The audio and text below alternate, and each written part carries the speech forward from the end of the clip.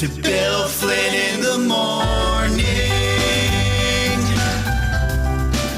Good morning. Bill Flynn this morning. We are delighted that you're here today, and it's going to be an interesting morning. The Eagle Info Hour is underway, and we grab some familiar faces and some familiar voices, and it looks like who we got here? We got Jonathan back in the house. Good morning, Bill. And good morning. We got Mr. Cowett back in the house, too.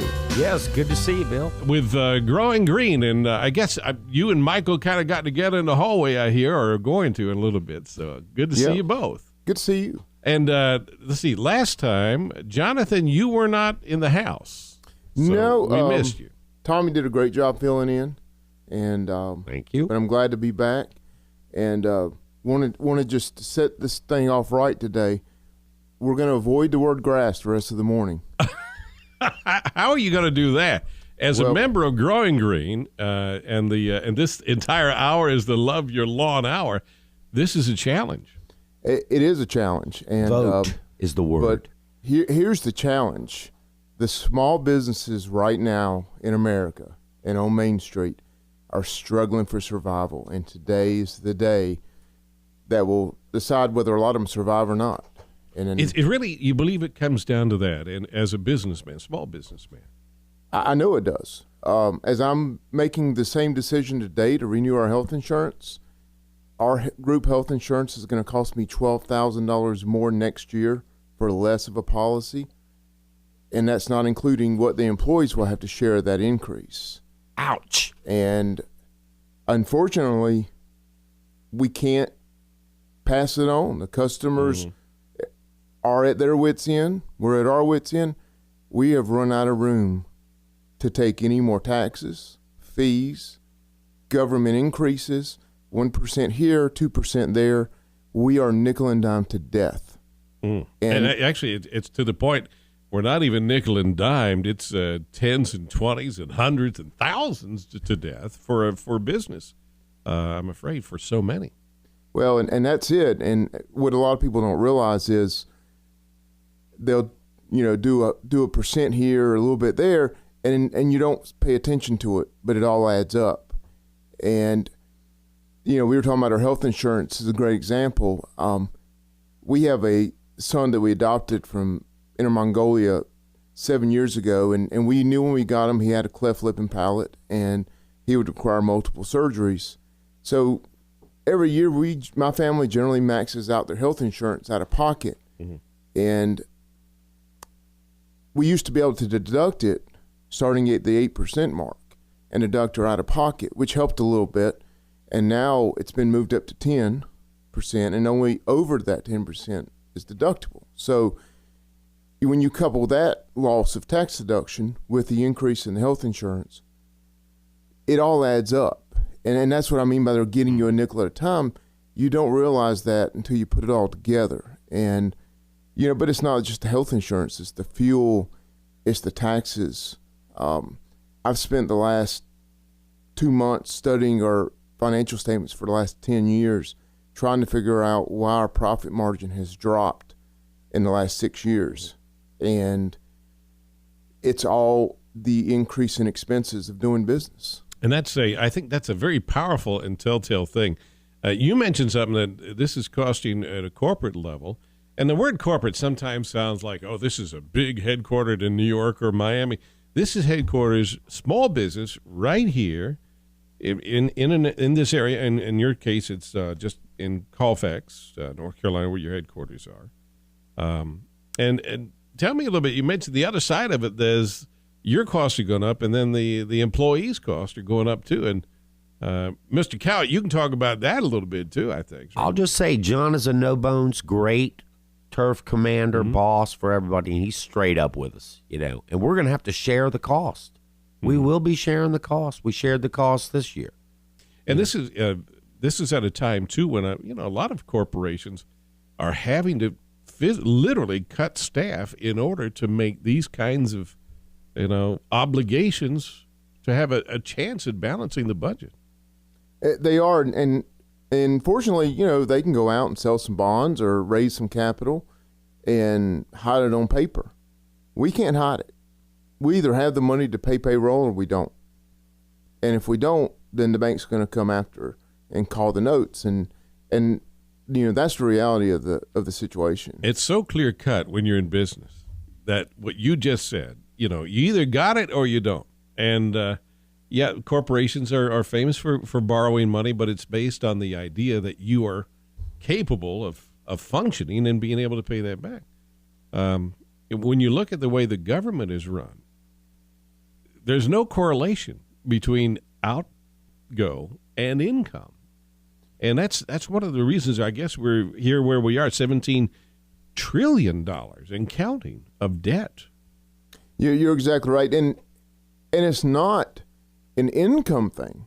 We're doing far more revenue than we've ever done. We've grown 10% of revenue every year, but the expenses have grown faster. And I just think, though, for a lot of businesses that haven't enjoyed that kind of growth, it's even more of a dire situation. I mean, there are a lot of companies in the last few years that have been forced to squeeze down and ultimately lose customer base because they're having to, squeeze down their talent pool, their production, or what have you. You're right. And what's going to happen is, for 10 years, America has screamed for the mom and pops to come back and try to support small business, support Main Street. Mm-hmm. Well, Main Street's struggling, and on the downturn right now, going back the other way if some changes aren't made. And, this election's not going to really make the difference. What's going to make the difference is getting somebody in office that we can go and talk to and listen to us. And I think that, in office, at all levels of office, because as a local small business, you're affected by things the city does, things the county does, things the state does, and certainly things the federal government does regarding regulation or taxation. All of these governments have some level of control over your day-to-day life and profitability. Wouldn't you agree? Agree. Yesterday, I just found out a new law's going into effect I don't particularly disagree with, but it's to do with insecticides. And we will now be put on, we will not be able to use a particular insecticide anymore, which is probably here or there. We don't know. No one really knows. And what happens, though, if you get caught in the lurch and you've got 15,000 gallons of this stuff? We have a lot of it. What happens at that point then? Well, it's funny you say that because we got caught in that lurch a couple of years ago with a product that the EPA recalled, and we had our tanks full of it, and it sat in our warehouse for a year while a big multi-trillion dollar corporation refused to come and get it and then pay us for it. They've yet to ever pay us for it. We had to eat that, but... Hang on to that thought, Jonathan, and we'll come back with the Love Your Lawn Hour, and today really focused on what this election is about and why it is so important for small businesses everywhere, of which Growing Green is definitely among our favorites. On AM 980, The Eagle. Call now. The number is 896-1980. AM 980, The Eagle. Good morning, Bill Flynn. This morning we have our Love Your Lawn Hour with Tommy Cowett and Jonathan Rigsby from Growing Green, which, by the way, I know I'm not supposed to use one word this hour, but I can use words around it. And the phone number for the company, if you need help with loving your lawn and making the most out of it, 1-866-LAWN-HELP, 1-866-LAWN-HELP. You can also go to the website for terrific information and insights about what you guys are doing every day for, I don't know, thousands of clients across, certainly for Forsyth County and on down to Alamance County. And where else are you? Guilford County, certainly, too. Rockingham? We cover about a 45-mile radius from Kernersville. So we've got customers out in Davie County, like out the Advance area, Bermuda Run, a lot of those new neighborhoods behind Bermuda Run. We go to Mebane, Burlington. We have some great partners in Burlington we work with. And down almost to Pinehurst, not quite down to Pinehurst. So That's a big stretch. Yeah, and it's not, we've done work in Raleigh and Charlotte, and it's not so much where we go as long as we have enough work to do when we get there. Well, one of the things you were just discussing right before we had a break away was how increased regulation and demands from government authorities can literally leave you in the lurch as a small businessman, where you are accountable every day for every penny. And if you get out of line, you'll have the government breathing down your neck. You'll have, customers that aren't served. You'll have employees that are asking questions or not happy. You got to do everything right every moment of the day to survive in small business. And the point you were making was that there have been times where maybe you've been holding on to significant amounts of product that suddenly the EPA says, no, you can't have that anymore. And what happens? Well, unfortunately, when they make decisions like that, we're left to deal with it. And what we have to do is just do the best we can. In the case I was mentioning, and I won't mention the company's name because we're in talks with them for other things, but unfortunately, we had to warehouse and store that product, which was basically off the market, couldn't use it. We had to take the expense of cleaning our trucks, cleaning our tanks, store the product, and it took about a year and a half. Finally, we had to get a hazmat company to come take it and basically get rid of it. And this was just an incidental decision along the way by, in this case, it was the EPA that made this determination? It wasn't overly incidental. This was about $1 trillion mistake by this big company that just cost some. They rushed a product to market a little fast, and it ended up costing them. But when the EPA called them on it, and they've been great helping our customers get things situated, but the regulations of not being able to dispose of these products and not be able to use them if they don't come up with solutions. And that's the whole thing that we see from government. They put laws out and they put these big, high polluting, decisions that's going to save the planet, but they don't tell us how to implement them and how to use them. We're looking, I'm following one right now, the Clean Water Act, where the EPA is wanting to control farmers' ponds. They want to control all the water on your property, on private property. So if you have a retention pond on your property, the EPA can tell you what to do with it. I have a friend in the eastern part of the state, and the situation was exactly as you said. He wanted to dig a small pond on his farm. Well, he before it was over with, he had to get I think it was 4 or 5 different permission slips from various agencies, including the state of North Carolina, the EPA. This is on his land, and they wanted to tell him how big he could dig it, how deep he could dig it, where it had to go on his property, and what he had to do with the dirt that he dug up. All of those things he was being directed to do, not because he thought it was the right thing, but because some bureaucracy said, we're in control of your land. I mean, the idea of property rights is under assault there, I would think. Oh, yeah, the red tape you have got to go through. And what the EPA is actually mandating these manufacturers, it's costing them, and they're just passing it right down to us. And it's not always beneficial. I mean, like John mentioned, that product that we dealt with, and there's more of them, they're starting to make it so that the chemicals are put out in milliliters now. Not ounces per 1,000 square feet or quarts per acre or pints per acre. We're talking about milliliters. Per acre? Per 1,000 square feet. Okay. Yeah, milliliters. Yeah, 1 mil, or say just, yeah. I'm trying to get a feel for how much is a milliliter. I mean, is it a tablespoon? Is it? I have no idea. 1 ounce is about 3 tablespoons. Okay. So you're looking at about 30 or 29 milliliters are in an ounce. So you could do an ounce per acre. There's 16 ounces in a pint. Pints pound the world around is a good way to remember that. 16 ounces in a pint, 16 ounces in a pound. I can tell you deal with concentrations quite a bit in order to get them exactly right. And in fact, that's, when I took the tour of the Growing Green facility, which, by the way, I've got a photograph on our Facebook page of Jonathan standing in front of one of the huge machines.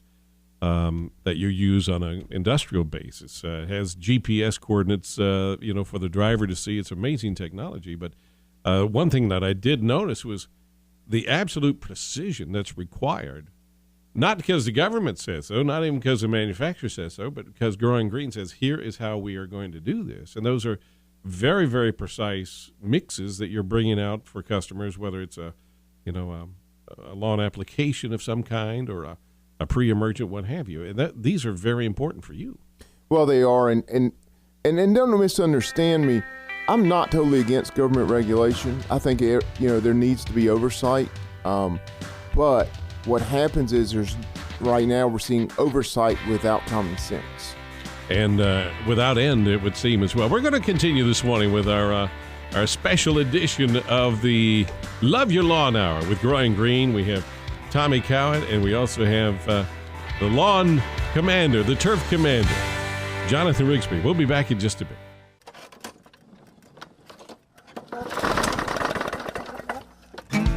Call now. The number is 896-1980. AM 980 The Eagle. Well, I'm going to call that the sound of the leaf catcher, the leaf blower, not quite just the lawnmower right now. By the way, we're continuing this morning with our Love Your Lawn Hour. The folks at Growing Green are sharing some insights with us, not just about our lawn, but really about, let's expand this a little bit to things like private property rights. It's not your job to take care of your neighbor's lawn, but it is your job to kind of watch your own and see it does everything it can. And not to stretch the point too much, but this hour we've been talking too about small business in general and the importance of the election today, and what you see this election is about. And I wanted to, and we have with us Tommy Cowett and Jonathan Rigsby with Growing Green. I want to toss out a couple of things that maybe give some insight and see what you thought. This is a piece by Stephen Hayes, and he's talking about what this election today is about. And he says it's about the size and scope of government. It is about the rule of law. It's about the security of the citizenry. It's about competence. It's about integrity. It's about honor. Now, as small business people, Tommy, you work with Jonathan, and Jonathan is the small business owner. If you don't have these qualities of competence, integrity, and honor, and all of these are fundamental to any successful business if you want to be around for any time at all, right? Well, it is, and I want to back up on one point. We all own this company. We're all in this together because we all live or die together. And the only difference is I get to oversee, the financial part of it. But if we don't all work together, there is none. And unfortunately, it's the risk versus reward. I take the risk, but the reward gets passed back to the employees. Mm-hmm. So, we're all at stake here. It's not just the owners. It's all the employees that go with it. It's all the vendors that we support. It's all the charities we support. And I think that, so often in business we see, or at least traditionally, during the industrial age, it's less so now, but there sometimes has been that built-in, well, that's management, and this is, the other side of that, where you got the ownership, and then you got the employees, trade unions, what have you, tend to make those two things almost polar opposites, almost fighting each other. And we know at a small business level, you can't possibly exist if that's the case every day in the hallways where you are. No way, you can't. I've worked for city government, state government, federal government in the past, and of course now small business, even large corporations. John and I both worked for Ciba-Geigy years ago. Big corporation, massive. Huge, yeah. And you felt like you were nobody there, and it was just you'd get your paycheck and who knew where it was coming from. On this level, we feel it. We know where it's coming from. And that sharpens, I suppose, too, for you, the importance of keeping every customer happy, because every customer counts. I mean, you can't have an unhappy customer and have, a neighborhood filled with people saying, well, I'm not sure I want to, ask you guys to come over or not. This is critically close to the customer this business model has to be, isn't it? Well, it is, and I got some interesting news coming over that kind of confirmed what I was seeing in our analytics for our marketing this year. And we went to a seminar while we were in Louisville about how the traditional marketing model has changed, and people are going back to referral-based marketing, what we call neighborhood marketing. And we had a meeting reviewing all of our Google AdWord campaigns, all our SEO work this year, and what we found out of that meeting is most people, when they come and look at us, they go from one of our ads to the services page to the community page. The community page was hit more than any other page other than services. Now we say community page. Explain what that's about. What's in there? One of the things that we have to do as a company is we compete with billion-dollar companies. Our two biggest competitors are national companies. They have big brands. They have big marketing budgets. We have to separate ourselves from, one guy in a truck, but we don't to compete on that level. So we wrap our truck. We put a lot of money into our image and brand. And what consumers want to know is we're not just a big company with a local branch that's controlled from somewhere else. They want to know that we are a local company, and they're checking behind us to see if we're doing things in the community and putting back to the community, not just, talking the talk. They want to make sure we're walking the walk, and it's very important to us as a company that we give back to our community. What you're talking about is something I've seen in other disciplines as well. Restaurants utilizing local produce. That's one of the ways small local restaurants can compete with some of the national chains, and have done very well, by the way, by saying, we buy from our local farmers and, whenever possible, that kind of thing. Same thing, just yesterday we had some folks on the show that young Alex had scheduled that actually develop a clothing line based on suppliers that are local, that actually, local cotton grown kind of thing like that. This whole idea of community accountability and connectedness seems to be a trend that's not just, what you're seeing either. I mean, it seems to be everywhere. It is, and the gentleman we heard give a marketing seminar basically said that's the trend. People want small business. They want the same value and the same perks of being able to pay online, the same conveniences, and small businesses are moving that way. Most small businesses that I know have adapted to where they can offer the same benefits as a national chain or national company, but with a local level flavor. And we were talking about the water issue. The last thing we need is the government controlling the irrigation ponds on every golf course, every farm, every stream in North Carolina. And Farm Bureau has done a fantastic job of fighting that on a state level. And the fact that we have to fight and push back, I think, is a great indicator that there truly is a problem in much of government that is trying to control increasingly everything about business, everything, even about your family and your personal life. And this has got to be challenged. And that's really what today is about, I think, in many ways. We're going to take a quick break and come back with our final segment, our special edition of the Loving Your Lawn Hour with Growing Green. And the website is growinggreen.com. That's growgreen.com. And you can also find them at 1-866-LAWN-HELP. And we'll continue with Tommy Cowett and Jonathan Rigsby in just a moment on AM 980, The Eagle. Call now. The number is 896-1980, AM 980, The Eagle. Good morning.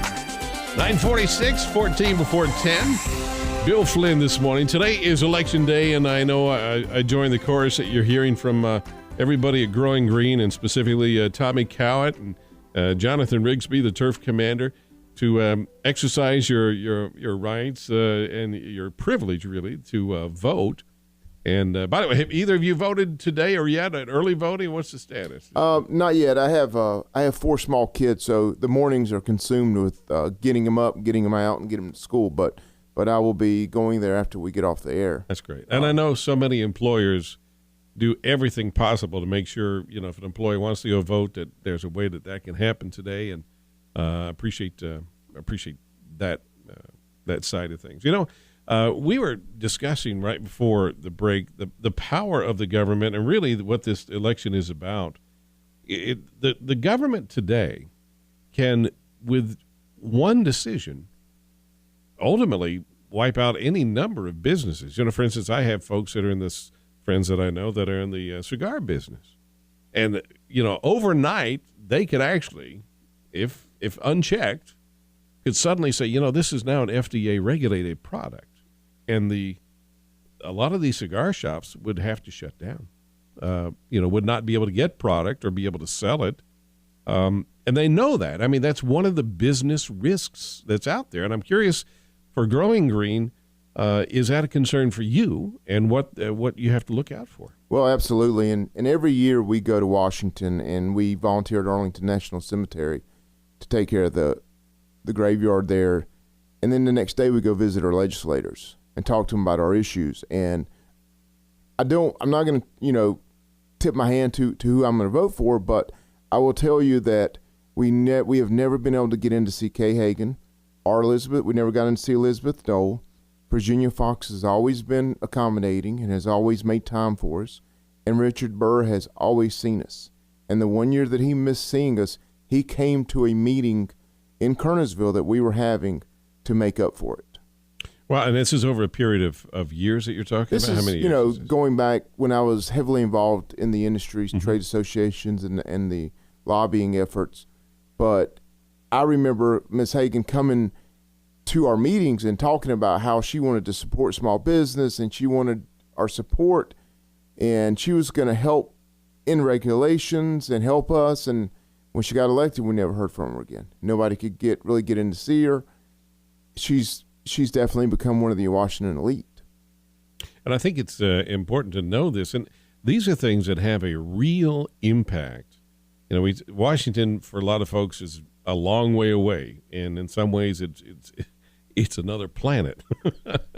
But we have to realize that what the decision makers are doing on a daily basis in D.C. does have a direct ramification on what jobs look like right here. I often think about this. I'd like to get both of your thoughts. If the amount of money and effort it takes just to be able to push back some of the regulations you've talked about, just to be able to push back on the overreaching of government, if you could take those resources, not assign them to fighting, against something that really should be there to help you anyway, but if you could take those resources and use them to grow your business, to add new product lines and services and maybe employees and boost, the economy and jobs, what a different world it would be almost overnight, Tommy. It absolutely would. It baffles me why we fight. Why should there be a fight? Why can't we come to a consensus? Why can't we come to an agreement? Why are there these environmentalist people who really don't have a solution yet, but they know they are convinced that this is the way to go, and they're gonna, put these so often those folks, regulations. Yeah, so often those folks have never actually tried to make a payroll. Not an insight in the world as to how demanding small business is, as you pointed out earlier in the show. Folks, if you guys aren't doing the right thing, the banks come in, the regulators come in, your employees, everything shuts down.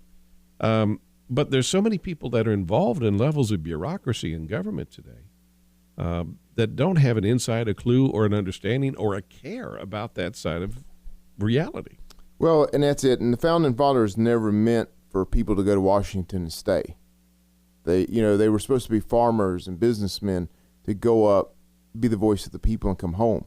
And unfortunately, to be realistic, we're not going to change the environment in Washington right now, but we've got to put people there who are willing to come back home and listen and take it back and stand up for our rights and benefits, not because they want to support the president or, just toe the party line. We need people to stand up for us on a local level. And one of the examples I wanted to quickly give before we get done is, turf grass takes a big hit in the environmental arena. And everybody, I think some of the environmentalists in Washington, if they had their way, they would just eliminate turf grass altogether and put rocks everywhere. And I ask people to remember, back in the 30s and 40s when the Kansas Dust Bowls happened, and there was nothing to stop the soil from being picked up by the winds and eroding. Without turf grass, we have a different world. And these are some, a couple quick facts. A university study says that a healthy lawn has the same effect as 8.5 tons of air conditioning. That's half the heat energy directed to the grassy area eliminated by evapotranspiration. Basically, when you put rock and cement and you put turf, you reduce the temperature on that turf is about 10 degrees cooler than that concrete. So your air conditioners have to work harder. Think of the roots go down and stabilize the soil. The erosion into the rivers, into the streams would be tremendous without turf grass holding them back. And I mean, there's so many of them that people just they take for granted. Their kids, the safety of the kids going out and playing on a nice turf field versus the artificial turf, which is, full of petroleum products. Actually, I remember seeing a recent study published about 2 weeks ago, no more than a month ago anyway, that said that there was a correlation between an outbreak of a very narrow and specific cancer and kids showing up on this artificial turf. I don't know if anybody else saw that story. I saw that. Did you see that? We've been fighting that for years and trying to educate the public about that. The European World Cup said that they would not let their teams play on artificial turf. And this is a whole nother show, but I will tell you, and with turf, kids go out and play on it. They get cut, they bleed, they sweat. The turf kind of eats that up in the microorganisms in the turf, and that's what we're putting back with our biological program, helps break all that down. When you play on an artificial surface, it doesn't go anywhere. It gets trapped in the crumb rubber, and then when somebody else falls on it, it locates to them. So the only way to clean those fields are with Clorox and basically spraying them with bleach and a heavy chemical to disinfect them and neutralize a lot of folks them. have no clue that what you're just talking about, the difference between a real turf surface that you would do versus a synthetic. I once toured the Metrodome, and the groundskeeper up there who used to take care of the old Met Field, which was Marion Bluegrass, said it's 2 to 3 times more maintenance To do artificial. on that artificial indoor field. And that's something. Yeah. And it's a magnet and really an amplifier for all the things you don't want. Exactly. When it comes to pathogens and bacteria, what have you. And what a lot of people go back to is turf grass is a big water user. And that's why we preach right plant, right place. But here's the thing about artificial fields. When it's July here in North Carolina, those fields can reach 150 degrees. I had no idea. That's hot. It's you can't walk extremely barefoot on that without smoking your feet. They run irrigation on artificial turf to cool it off. So you're still watering them. You're still having to run irrigation on these fields to keep the canopy temperature down. It's like playing on concrete, where a turf grass field will be 30 to 40 degrees cooler. So you're not saving anything. It's just like what's going on in Washington right now. It's all smoke and mirrors. And one stroke of a pen, the turf grass industry could be out of business. And that's part of the risk, and I think this may be a point to address. As a businessman, the risks are monumental, especially today. Whether you're starting a business or maybe you've been in business for a few years, and there has to be the opportunity for reward to justify the amount of expense and business and risk that you're taking to do this. I mean, you're signing up to make all kinds of checks happen every day you're in business, and that's a risk that you have to assume. And we're out of time, but I just want to thank you for that. And a quick thought on making risk manageable and worthwhile. Well, and I would just, you're exactly right. And I would encourage everybody to get out and vote, exercise their right. I don't care who you vote for, but do research. Don't listen to the ads.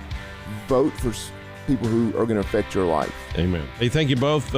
It's the Growing Green folks. You can find them at growinggreen.com and 1-866-LAWN-HELP. I'll see you tomorrow.